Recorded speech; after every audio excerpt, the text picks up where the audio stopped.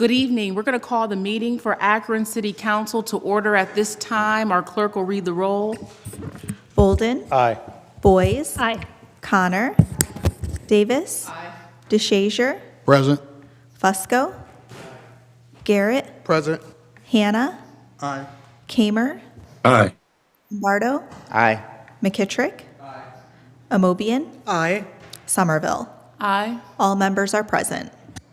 For those who voluntarily wish to do so, would you please stand at this time as we're led in prayer by Pastor Lita Paramore from Christ Center Church. Immediately following our prayer, I'm going to ask if Councilman Bolden will lead us in the Pledge of Allegiance. But before we move to our prayer, I am going to ask that we just have a moment of silence. Charles Brown passed away, who was the former Deputy Mayor of Public Safety for Mayor Horgan, and so we just want to keep his family in our prayers and just going to ask for a moment of silence for him.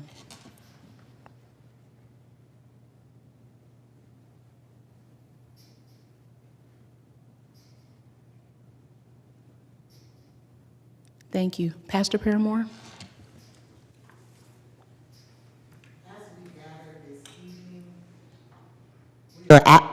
We are asking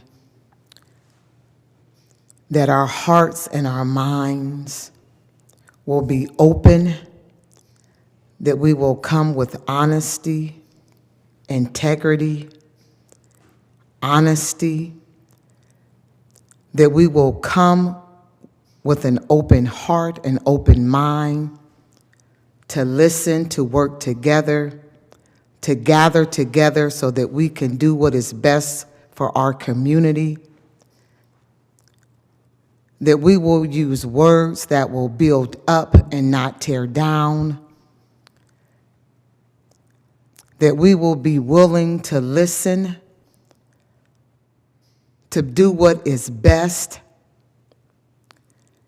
that even though it might not be our way, that we will understand that this might be the best way for this moment,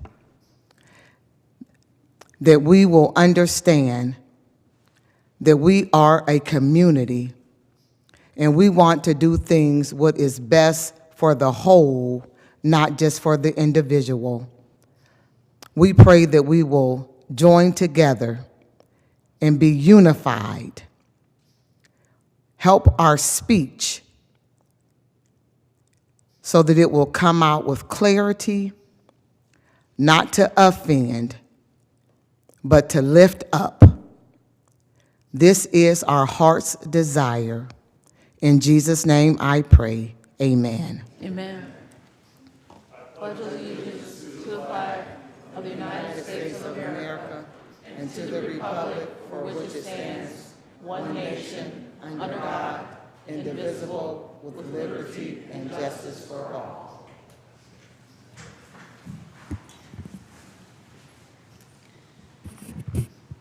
The minutes from our previously held meeting have been provided. Are there any additions or corrections? Move for approval and acceptance.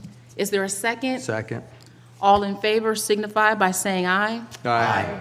Any opposed? The ayes have it. The motion to approve the minutes passes 13-0. Thank you. We'll now move to our public comment period. I'm going to ask all those who signed up to participate if you'll please stand at this time so that you may be sworn in by our clerk. Could you please raise your right hand? Do you swear or affirm that the testimony you give will be the truth? If so, please say, I do. I do. Thank you. Thank you. And Mr. Noel, you're already in position, so we will call you to the mic first. Okay, and you will have 3 minutes to speak to this body, okay? Where did the timing clock go? It's up there. Oh, okay, good. Hopefully I don't run out this time. Anyway, my name is Dana Noel, 601 Weber Avenue, and I wanted to take this evening to comment on the Firestone demolition. I wanted to remind everybody that the city's data for the cost to save Firestone versus demolishing it is wrong. There is no $5 million premium to save the front building and clock tower. It will not cost $5 million more to preserve it for adaptive reuse. If the city wanted to, there is enough money to do what the city pledged to do over a year and a half ago, and that is to save the front of the building. The scope of work, the specifications, and the bids are wildly divergent and unreliable. An unbiased, detailed review would have revealed that. The city's financial reasons to tear down just aren't supported. The scope of work and the cost for the new roof that the city says is needed to save the front building does not reflect industry standards. And even if it did, the true cost would be a fraction of the $4 million that was quoted. Also, the $2.2 million worth of quoted infill is not necessary. That's a total of $6.2 million of unjustified costs to save the front building and clock tower. What's discouraging is that the planning department and the economic development department keep repeating the same wrong information and costs and then threaten budget deficits that will impact your constituents. It's not too late to revisit the feasibility and true cost and affordability of this very important landmark. There's still time for an unbiased review of the facts.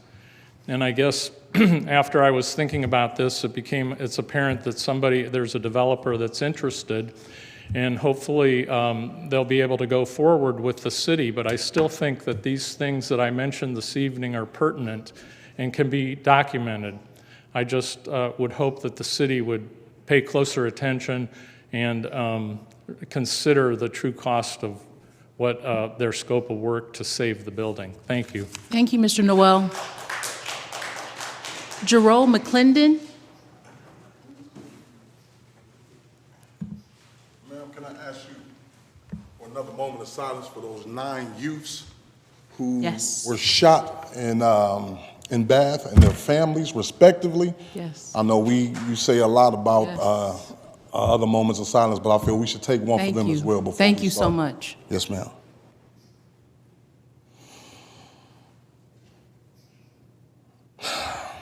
This is bigger than Nino Brown, all right? So 1 month ago, I came before you to chastise the way you handle city-bred violence in our minority-owned businesses. A week after the reprimanding, the life of an innocent young man was taken in the Highland Square area. Yet, instead of shutting down any of the businesses in that area based upon the crowds and the violence they attract, you developed a plan to give the area more police assistance and even ground support. Johnny Hanna, you have the same type of entertainment district in your ward, be it downtown or the University of Akron area. Not once have I seen you do anything that they've done to save the businesses in your ward. Phil Lombardo, you couldn't even pose as a liaison between the businesses in your ward and the police chief. Mrs. Somerville had to do that. But what's the strangest is that clubs like Status 8, Exhale Hookah, Clutch, the Wild Lotus, and the Empire, which has just forcibly shut down by scare tactics on the owner, and the vast majority of minority-owned nightlife entities are repeatedly told there is not enough police to issue for their business. Yet here we are, 6 cruisers deep, and officers everywhere you turn because the violence has struck in your favorite community. You aren't making these spots pay up to $100 per officer per hour with a 4-officer minimum in order to get cops. You aren't counting the times they call you to Highland Square as strikes against their businesses when all they want is people off of their property for the night. And you aren't agreeing to do work at an exceeded rate only to turn around and raid them hours later. If there are to be no private meetings, then Lombardo, how do you explain getting a judge to sign off on an eviction during COVID when courts weren't even in session? There is no way Highland Square can be marked more valuable than Akron's downtown area or Akron U area. Yet what you have just shown us is that you value its crowd, owners, and location more than the college institution that can push this city and the heart of all things the city is built around. And I need all of my people to see that. See just what Hannah, Lombardo, Fusco, Kamer, what they think about you, the people they were elected to speak for, and the one area of town they choose to defend. I repeat, the people they were elected to speak for. Lastly, Do you honestly feel like a police system who influenced the statements of an officer after murdering a 15-year-old boy by having one of its law clerks unprecedentedly sit in a formal BCI interview deserves any type of pay increase? We say to you all, vote no until they have shown themselves worthy of such luxuries. I am Ro McClendon, and I am announcing today that I have been called to represent Ward 5, and the Ward 5 will thrive and shine. Thank you.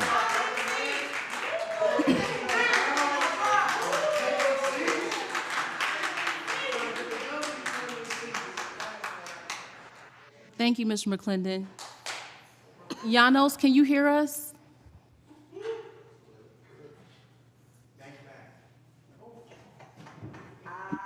Yes, I can hear you. Okay, you can begin. Yeah. So, evening, council, evening, AP diddlers, or should I say, AP murderers? Yeah, that's right. You still did something wrong. You can investigate yourselves all you want, but you're still guilty. And we're still waiting for justice. That's what's happening in this city every single damn time. And why is it always every single time you investigate yourselves? It's because you're the mafia. You take our money and you don't give anything back. You're just another foreign occupation. And I despise that.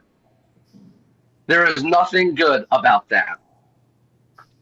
We know that you murdered a 15-year-old boy, and then you decided to pat yourselves on the back and give yourselves a raise, a new headquarters. Give that stupid fucker Davon Fields a year off, paid. What justification is that? Imagine if I got a year off every single time I did something stupid and got paid for it. That would be fucking hilarious. What are you, the US Congress? It is shameful. Shameful, in fact, that you guys should allow all of this. You guys should allow a young kid's body to go cold. That you should allow the body of Jalen Walker to go cold. That you should allow the body of Mohammed Izafan to go cold without looking for justice, without looking for the precious people in the rubble. That is the problem I have continuously with this city that I love. The fact that I, as a full-time childcare worker, have to run around with way more integrity than every cop in this goddamn city. That is fucked. That is why I am here every single time, every single month, and you will hear from me. There will be no headquarters. I will not let some entitled fucks who act like little. Actually, that's an insult to kids. Kids are better than your asses. So go fuck yourselves. And honestly, Brian Lucy, if you're gonna be this kind of, if you're gonna do all this kind of behavior to children, you go to Gaza. You see how that flies. You ain't gonna last. Trust me. Now you all have a good night, and I'm gonna peace myself out. And as always, your resignations are pending. Thank you, Janos. Tyler. Tyler, can you hear us?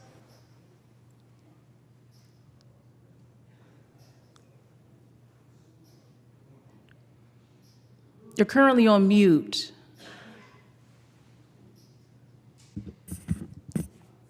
Can you hear me now? Yeah, we can hear you now.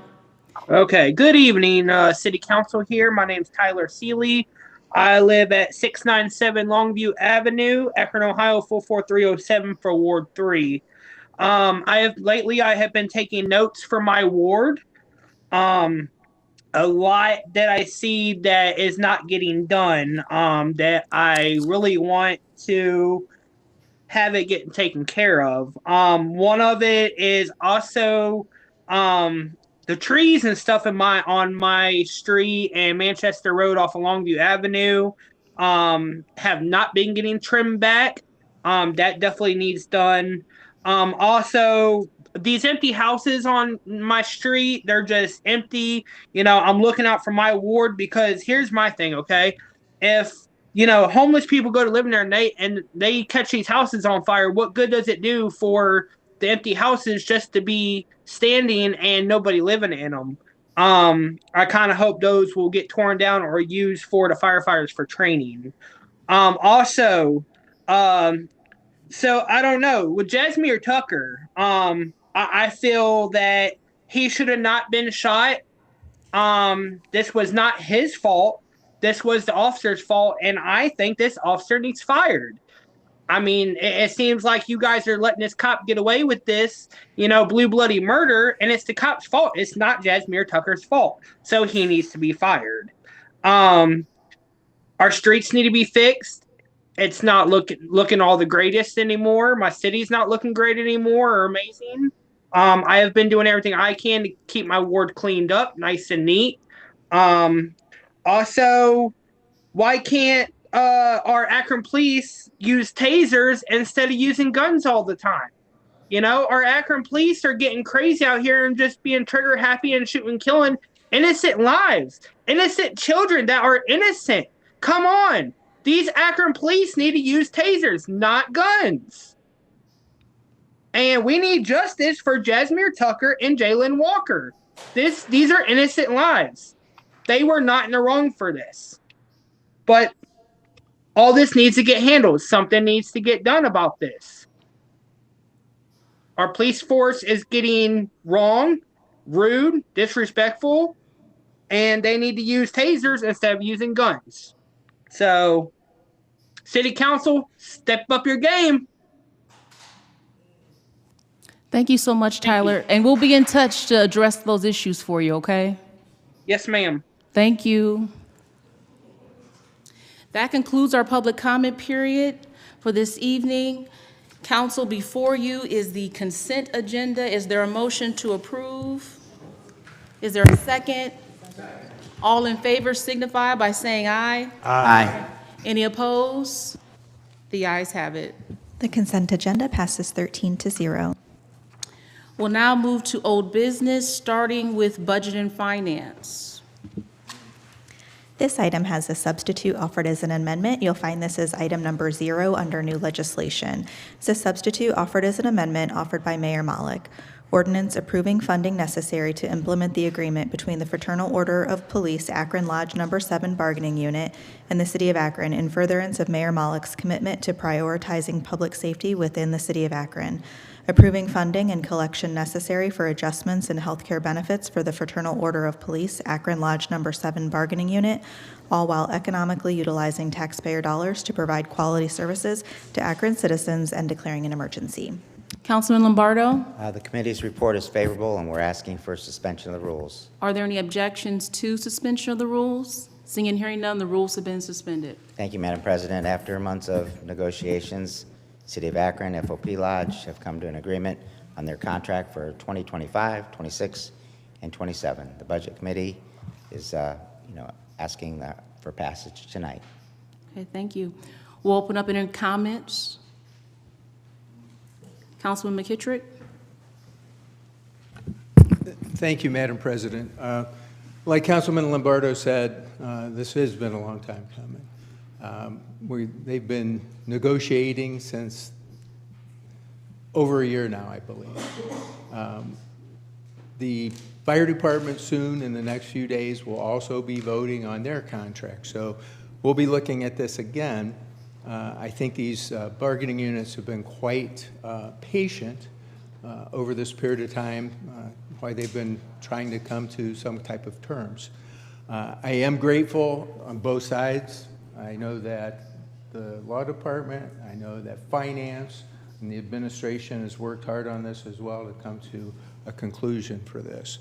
But at this point, we've taken out the non-bargaining, and hopefully next week we'll be able to revisit that, because we've heard from a lot of those folks, and we just want them to know that we are thinking of them, and hopefully we'll come back with some resolve next week for them. Thank you.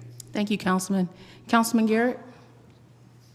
Thank you, Madam President. I rise today and against this particular piece of legislation. Madam President, we have a 96-page document here. And I don't begrudge the police department. They negotiated their raise. I know throughout the city, folks are getting raises, water bills are going up, different things are going up. I disagree with this piece of legislation because it does nothing to move our community forward in terms of how police are treating our members of our community, our constituents. You're still able to slam a young African-American 15-year-old, call her F&B, and no punishment.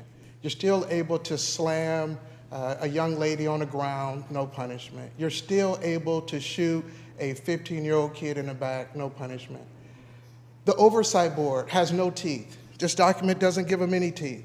There's one area that I'll grab your attention, take your attention to, is Article 25, or Section 25. In that time, it's 120 days that the auditor has to file his complaint, get it signed, get it back, and there are a lot of times they're slow walking. At the end of that time, the most punishment that can take place is a coaching and counseling. They just simply asked for 365 days. That was not included in this document. It's those little things to move our community forward. We have gotten nothing since Jalen Walker. We've gotten nothing since Jasmine Tucker, and it continues. So for that reason, I know we're here to just vote on the budget part of it, but when you read this document, it does nothing to move us forward, and that's sad for our city. I don't begrudge the police department because there's some police officers who do a phenomenal job. As a member of law enforcement, as a 10th Special Forces Airborne Unit veteran for this amazing country, I'm for enforcement. But however, Madam President, when you have non-bargaining unit employees not being treated the same as regular bargaining unit employees, that is unfair, that is unjust, and it's something we need to do in our community. Lastly, Mr. Fricker talks about fiscal crisis all the time, and I'm with that. But however, we find money for things that we want to find money for. The sanitation workers, the mechanics, the 506 employees deserve raises 5%, just like the police department. I don't begrudge them. I just think that the non-bargaining should get the same exact thing. One more time, Madam President, I'm against this, and I would ask my colleagues, if you had a chance to read these 96 pages, you know it does nothing to move our community forward. It does nothing. They have a phenomenal person who bargained with our folks, and they came out on top. So with that, I'm against this piece of legislation. Thank you, Madam President. Thank you, Councilman. Any other comments? Councilman Fusco? I rise in favor of this particular piece of legislation, and I'll tell you why. The majority of our Akron police officers, they do a great job. They signed up for this job knowing full well that every day they go out, there's a risk that they could be shot at, there's a risk that they could be harassed, etc.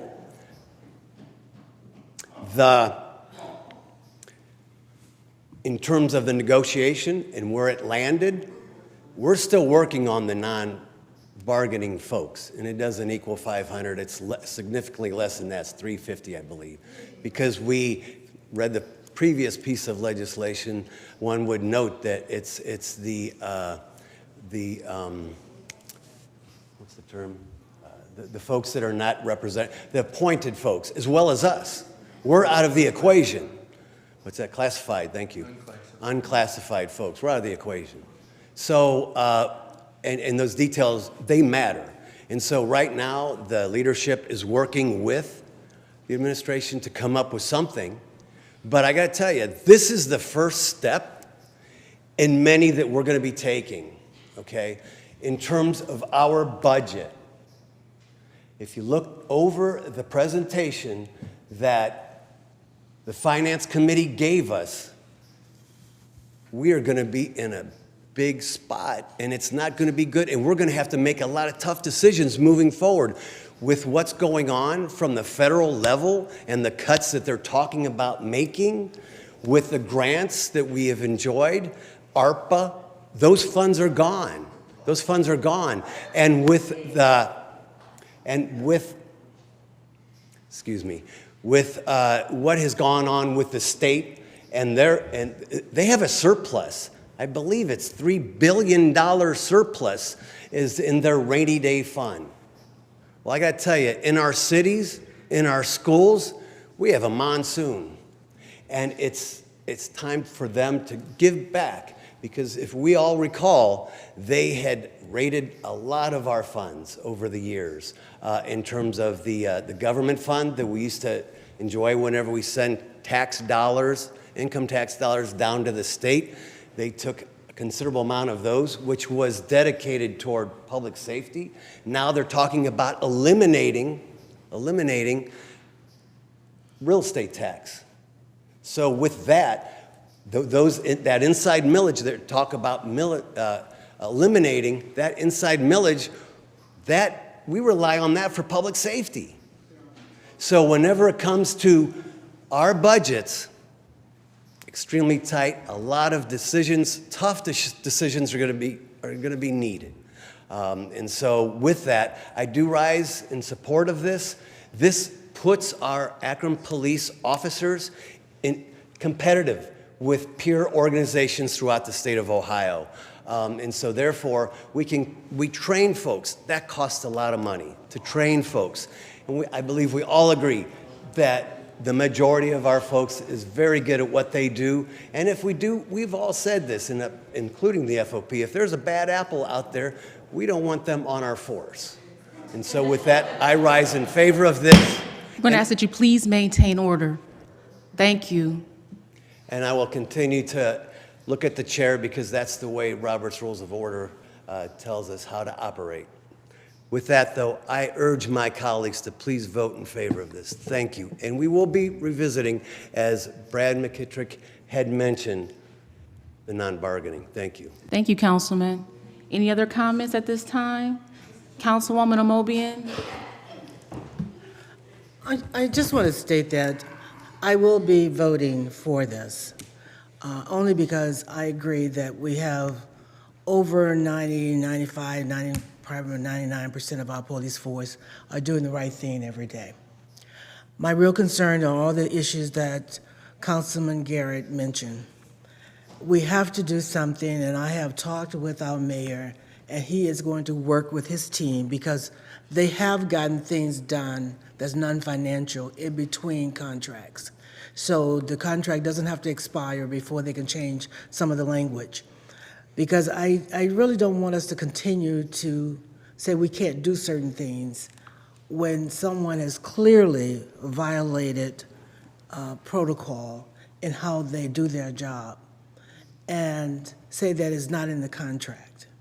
You know, I guess some things will never get in the contract, but we have to find a way to talk about the investigation, recognizing the responsibility of the oversight committee that the citizens voted for, and honor the things that they have to do. They need more time. We know that 120 days is not enough time, because by the time they get the information, you already have 90 days into the investigation. So we have to do something about that. And I have spent some time talking with the mayor, and he and his team, they're going to continue to work on that. So I will support it, only because the over 95, 99% of the officers deserve a raise. Thank you. Thank you, Councilwoman. Any other comments at this time? I do have a comment that I would like to make, because I too feel some of the frustrations from those who we've been hearing from that have stood there in the mic. The reality of it is, in the contract, I wish we could have seen a little bit more, or just seen some police reform, right? Just in light of everything that has been going on as of late. But the reality of it is we are legislators. We were not at the table to negotiate. That is not our job, right? And so the reality of it is we know that we've got work to do. And we got a lot of work to do, but we got to do it together. The reality of it is we know that the police force is not perfect, right? That's why we're investing to do a use of force review, right? We're going to spend money to be able to hopefully address some of those things. We had our very first meeting just a couple weeks ago. I want to thank Brian Lucy for being around that table and being committed to having real conversations about how we can improve and be better, because that's what we have to do. The reality of it is we have a lot of good police officers in the city of Akron, a lot of great community officers who work the streets every day helping to address issues. The reality thing that we have to talk about is accountability. Accountability and management. Those are the things that we've got to talk about. And so I am looking for Mayor Malik to be able to hold officers accountable when they don't perform at the standard that we expect. That is his job, that is his role, and we're expecting that. With that being said, I am too going to support it because, again, we need police. We got a good police force, but we do have work to do.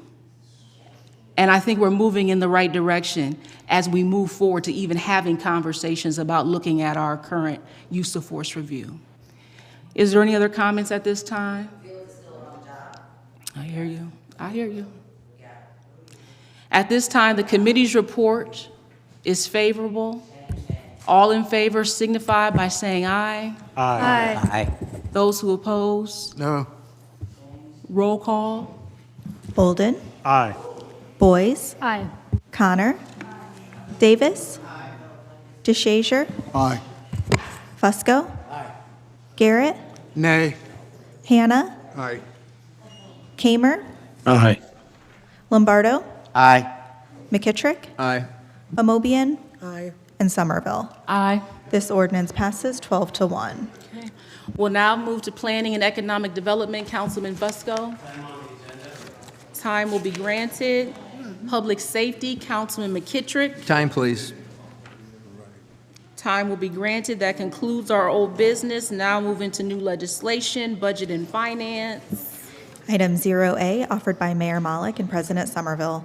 Ordinance authorizing the mayor or his designee to provide funds in an amount not to exceed $100,000 to the Akron-Canton Regional Food Bank to assist those impacted by the disruption of the Federal Supplemental Nutritional Assistance Program, SNAP, and declaring an emergency.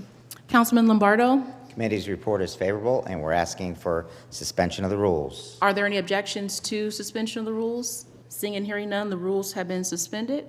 Thank you, Madam President. Yeah, so the government shutdown is impacting many lives day after day. 51,000 Akron residents rely on the federal aid for their food benefits, and the City of Akron is stepping in to help out 50,000 at a time. Total 100,000. Thank you. Thank you. The committee's report is favorable. Oh, I'm so sorry. Councilwoman Amobian? That's for us to do this as mayor and council as a whole. Thank you so much. So we have a motion on the floor for mayor and council as a whole. We have a second. All in favor signify by saying aye. Aye. Any opposed? The ayes have it. This ordinance passes 13 to 0. Item number 1, offered by Fusco. Ordinance authorizing the disposition of a portion of city-owned property, Summit County parcel number 6803118, to James W. Brooks for the renovation of the adjacent building located at 18 West Miller Avenue, and to reduce the cost to the city and taxpayers in maintaining vacant lots, determining said property is not needed for public use, and declaring an emergency. Councilman Fusco? Consent agenda. This item will be placed on the consent agenda. Item number 2, offered by Kamer.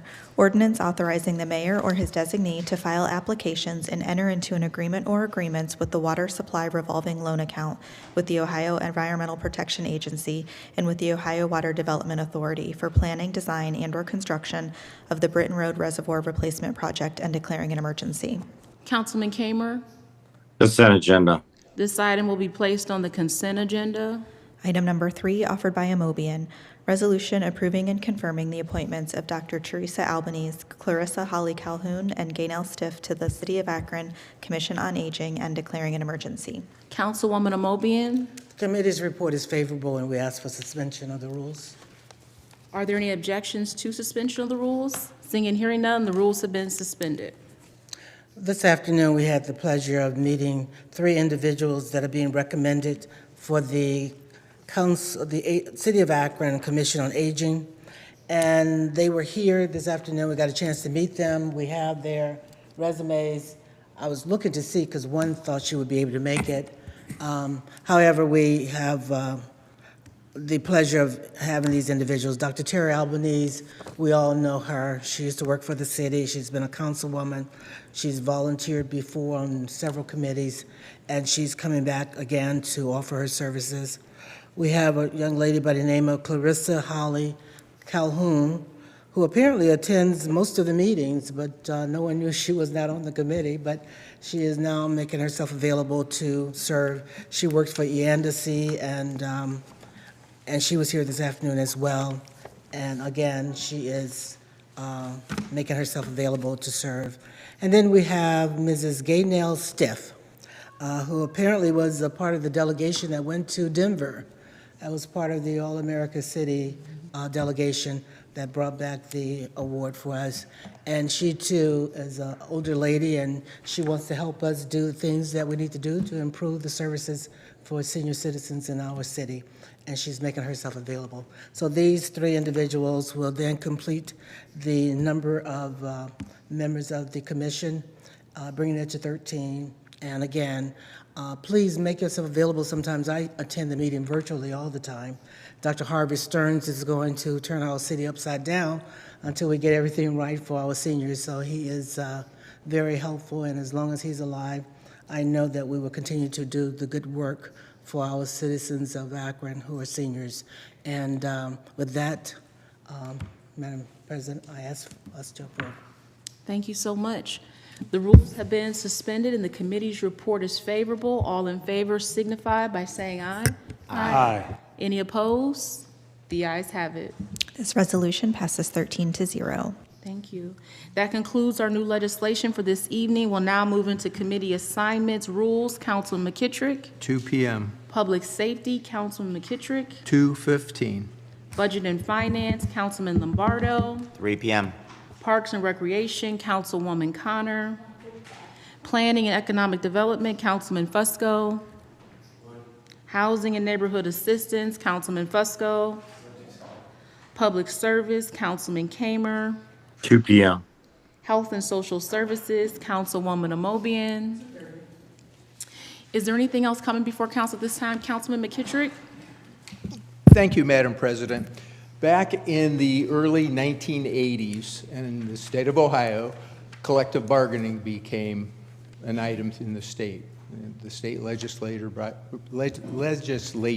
that forward. Since then, it's evolved quite a bit. I hear a lot of people talk about what's not in the contract, what should be in the contract. What you look at is the bargaining unit brings what they want to look at and what they'd like to have in the contract, and then the city administration looks at what they'd like changed or they'd like to put in the contract. And it's just that. It's a contract by agreement of both sides. And sometimes they don't agree, so then it goes to fact-finding like it did now. And after fact-finding, if that didn't work, it would go to conciliation, but that would have to be if there was something that really wasn't done properly during fact-finding. So with fact-finding, it kind of takes it out of the city's hands because the fact-finder makes these choices. Now, there's an organization in Columbus called SERB, State Employees Relation Board. And SERB has all the contracts of unions throughout the entire state of Ohio, and they're available for people to look at.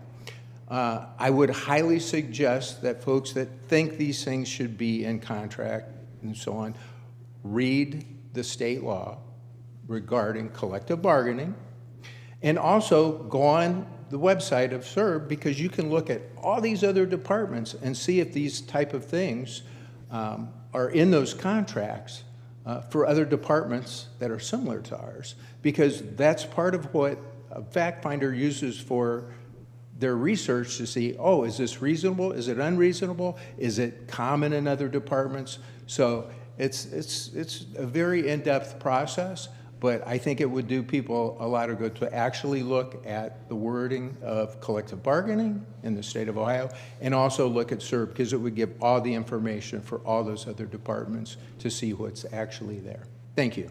Thank you, Councilman. Anything else coming before this body? Councilman Fusco? Just briefly, thank you. Talked about this before, but in January of 2025, this year, Dr. Vivek Murthy, I believe I'm pronouncing it correctly, the Surgeon General, upon his leaving the federal government, wrote, "My parting prescription for America." And basically, what it amounts to is something we have talked about before, about bringing people out of their houses, about bringing people together, about loneliness. The impact on our health in terms of loneliness is profound. The social power of human connection is invaluable.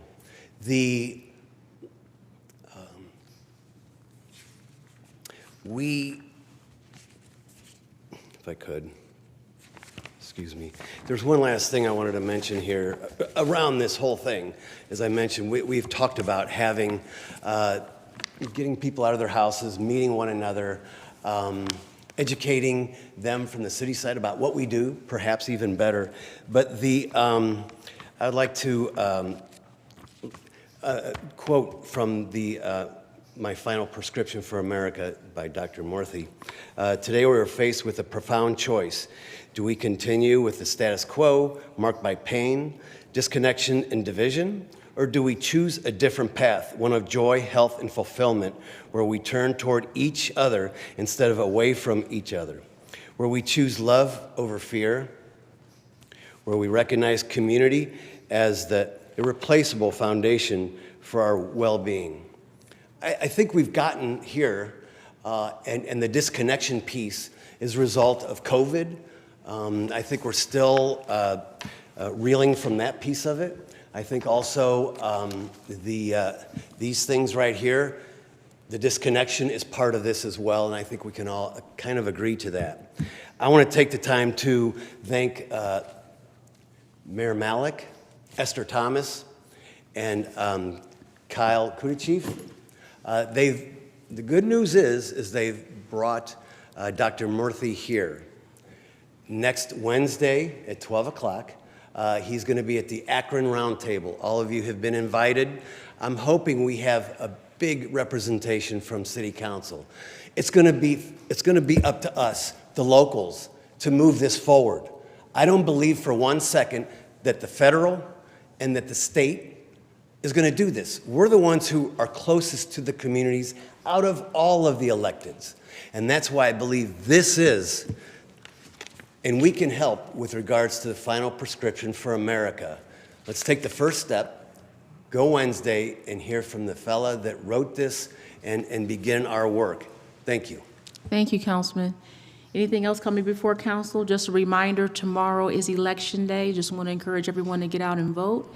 If there's nothing else coming before us, do we have a motion for adjournment? We have a motion for adjournment. No objections. Meeting adjourned. This concludes the live broadcast of Akron City Council. Margot Somerville, President of Council, presiding.